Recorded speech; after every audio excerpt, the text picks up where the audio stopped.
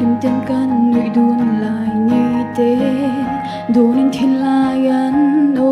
thar chi hiện zong har nghe mà sẽ em cả xóa nghe ni lệ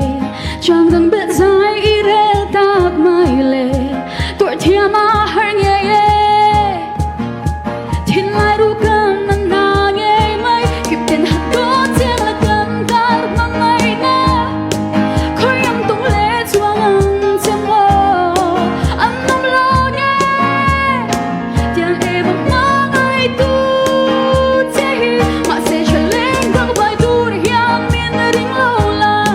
lúc chi đã la mang ý lâu lên đi chuan ít tan muốn đen ở ôm to vì lo nghe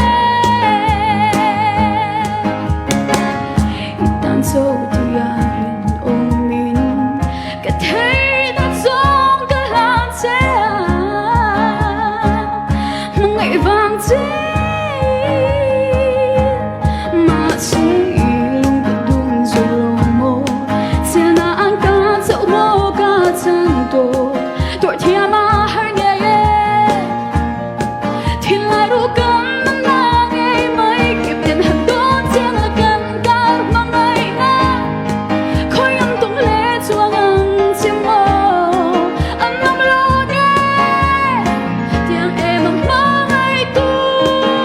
chế mà sẽ trở lên đang vai tu hiam miên ring lâu la lúc chi đã la mang ý lâu lên đi chuan ít tan muốn rèn ở ôm tu biết lo nghe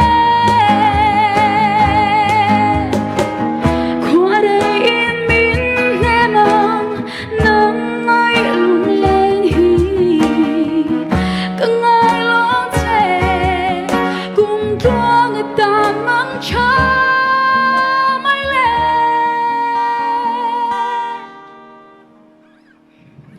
kịp tiền hầm đón tiếng là cần cả mang ngày na khói âm tung lệ chuang ang chém mơ anh nằm lo nghe tiếng em mang ai tu chế